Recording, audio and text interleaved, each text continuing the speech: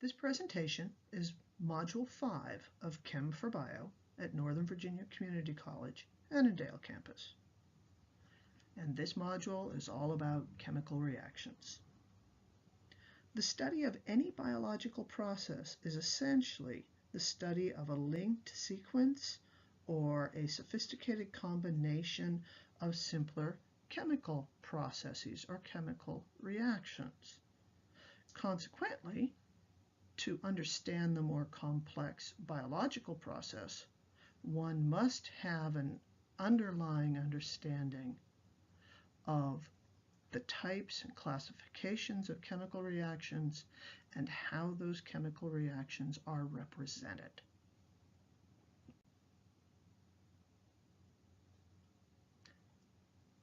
At their most basic level, chemical reactions make and break chemical bonds. Chemical reactions can be represented using pictures, using diagrams, molecular models, structural formulas, or they can be represented most simply using chemical formulas in a balanced chemical equation. The rules for writing or representing chemical reactions and writing chemical equations. In the middle is a reaction arrow.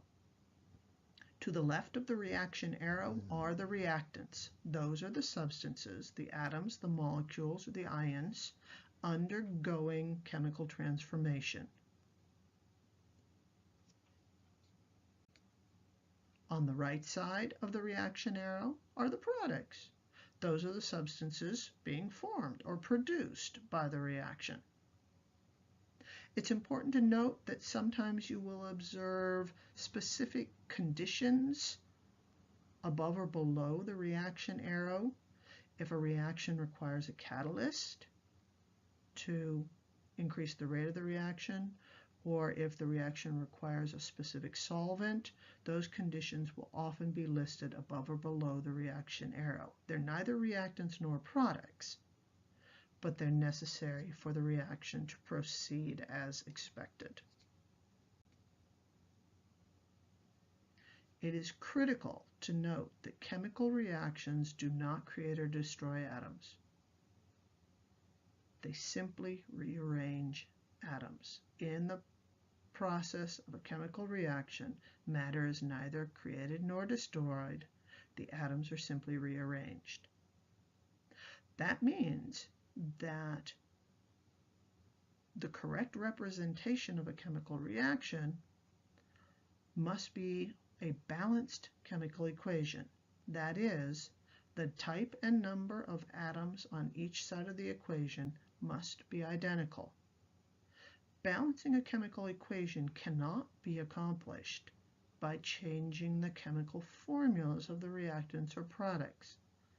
Instead, balancing a chemical equation is analogous to a recipe. The ratios of reactants to products, and hence the balancing of the atoms, is indicated by the use of correct chemical formulas and stoichiometric coefficients in front of the formulas to indicate how many atoms of each substance are undergoing transformation. This slide should really be entitled Reaction Rates and Equilibrium.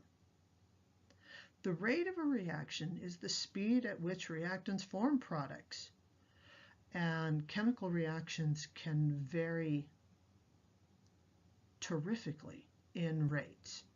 Some reactions are over in the fraction of a second. Some reactions take millions, even billions of years to complete. Some reactions are irreversible. That is, the reaction only proceeds in one direction, from left to right as written, conversion of reactants to products. An irreversible reaction is represented using a one-way reaction arrow. Other reactions, however, are reversible and may proceed in both directions, from left to right and from right to left.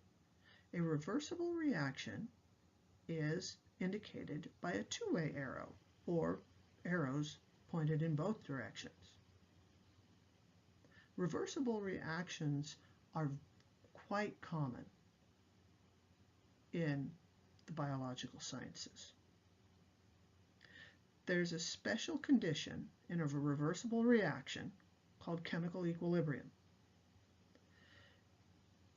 In a reversible reaction, the reaction initially proceeds from left to right as written, reactants forming products, at a certain rate.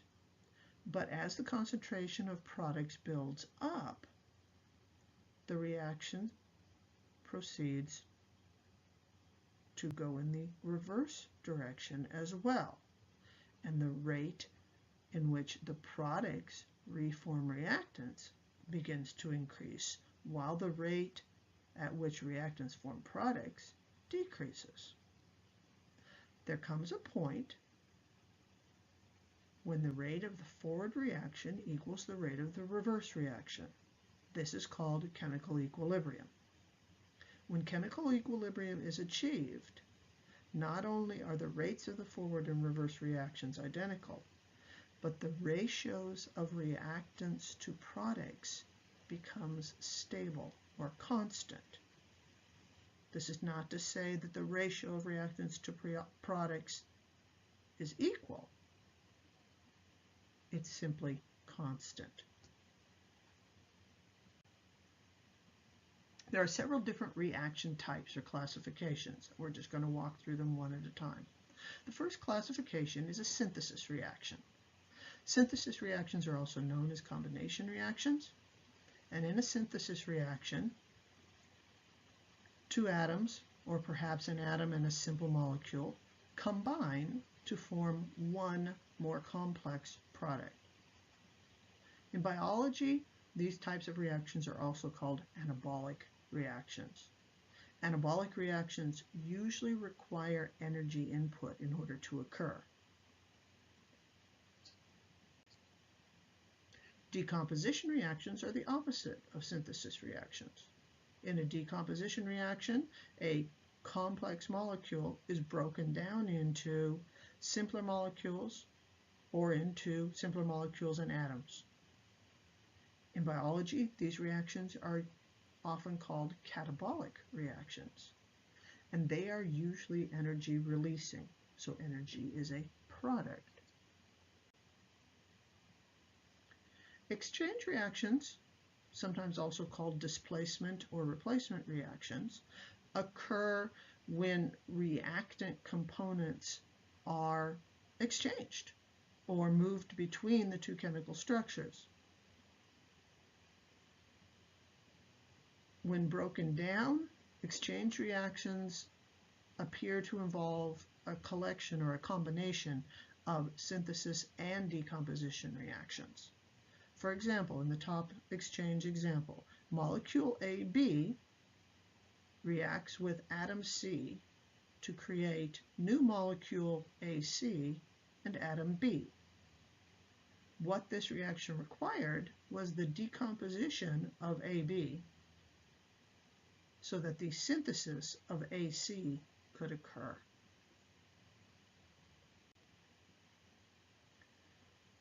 Another important reaction type is the combustion reaction. There is a very broad definition of combustion, but the more narrow definition is when a carbon-containing compound, a fuel, reacts with oxygen gas to produce carbon dioxide, water, and energy. Cellular respiration is a great example of a combustion reaction. Glucose reacts with oxygen gas to form CO2, water, and enough energy to generate heat and result in the creation of ATP, which in a later process will be used to generate yet more energy. Notice that the equation that represents the cellular respiration is in fact balanced, same number and type of atoms on both sides of the equation. Redox reactions are very common and very important in the biological sciences. They are chemical reactions that transfer electrons, valence electrons, or change the distribution of valence electrons that are being shared among covalent bonds. Redox is short for oxidation reduction.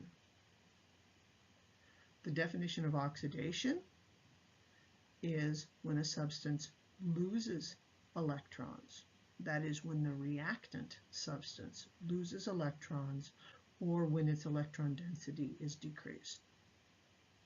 Reduction is the opposite, when a reactant substance gains one or more valence electrons or its electron density is increased. A classic example of a redox reaction is the formation of sodium chloride from its elements. Elemental sodium, the atom of sodium with one valence electron, gives its valence electron away to the chlorine atom. When sodium gives it away, it now forms a cation, and by definition, having lost an electron, sodium is oxidized. Chlorine, in accepting the valence electron, gains an electron. Hence, it is reduced in forming the chloride anion. Redox reactions involving covalently bonded compounds are a little more complicated to see and describe, but nonetheless, they are incredibly important.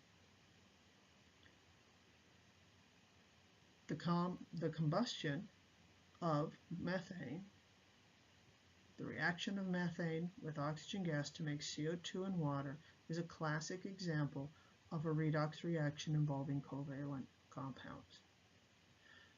In the reactant molecules, the pairs of bonding electrons are being shared equally. In methane, they're being shared equally by the carbon and the hydrogen. In oxygen gas, they're being shared equally by the two oxygen atoms. But note that in the formation of the products, the electron pairs, the bonding electron pairs, are no longer equally distributed between the product atoms. Because oxygen is more electronegative, the bonding electrons are distributed closer to the oxygen nucleus. Closer to the oxygen nucleus than to the carbon in CO2, and closer to the oxygen nucleus than to hydrogen in the water. This is a great representation of the oxidation of carbon and the reduction of oxygen in a combustion reaction. In studying biology, in studying any type of electron transport, all of those types of reactions are redox reactions. Hence, it's a very important concept to understand.